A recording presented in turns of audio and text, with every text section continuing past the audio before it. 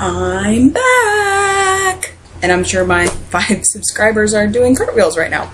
The reason for my brief hiatus was I was at San Diego Comic-Con. Comic-Con!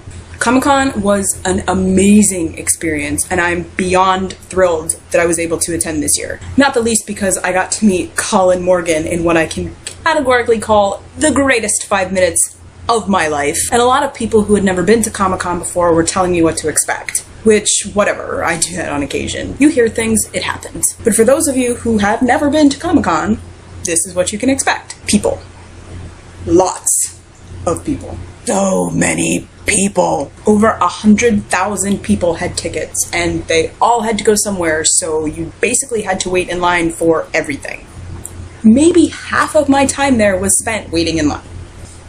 Lots of lines. You don't get much sleep. Comic-Con is not a vacation. I was up early every day. Hell, the last day of the convention, my friend and I got there at 4:30 in the morning.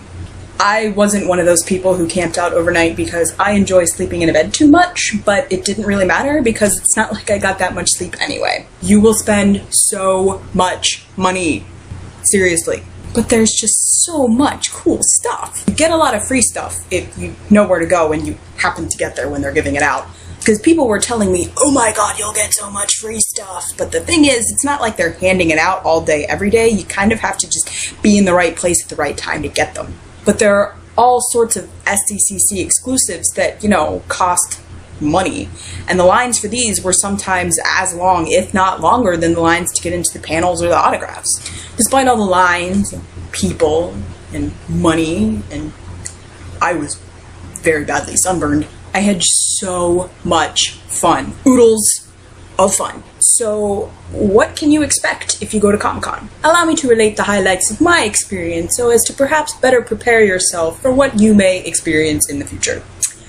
I met Kevin Bacon and shook his hand and got his autograph. I met and got a picture with Shawn Ashmore and got his autograph at the same place where I got Kevin Bacon's autograph because they were in a show together. I actually saw Shawn Ashmore 4 times over the course of the weekend, and Shawn, if you happen to be watching this, I swear to God, I was not stalking you. It was a total accident. You just happened to be walking through Artist Alley when we were walking through Artist Alley.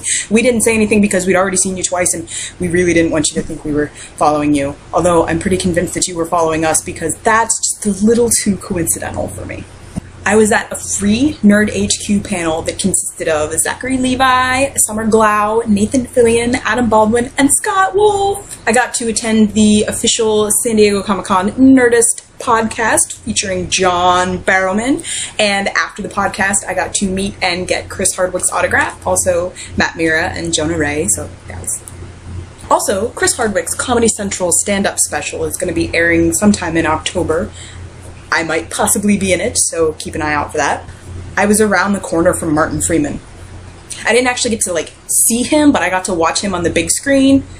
We breathed the same air. Free stuff! I got a Superman t-shirt and a Hobbit pin from the Warner Brothers booth.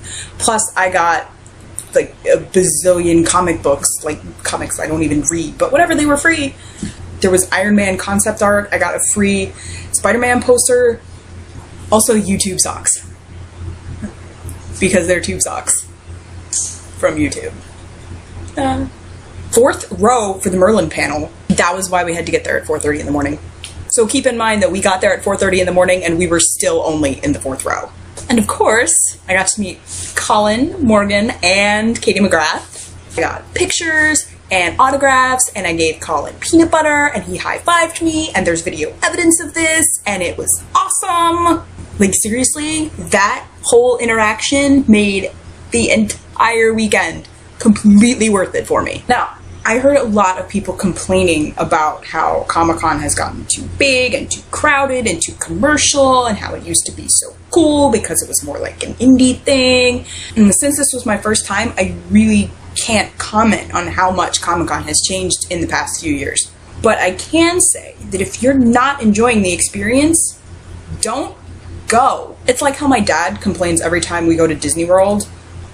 He complains about how much everything costs and how when you've been there once, you've been there 1,000 times and blah, blah, blah. And I'm like, Dad, oh my God, you're sucking all the fun out of the happiest place on earth. Just sit down and have a beer. He doesn't have to go. He made the choice to go. And if you choose to go, then you need to shut the hell up and not ruin it for the rest of the people. I had a fabulous time. I'd love to go back, especially now that I have firsthand knowledge of what to actually expect so that I can alter my plans accordingly. This would be a perfect opportunity for a time turner to actually exist. Or a TARDIS.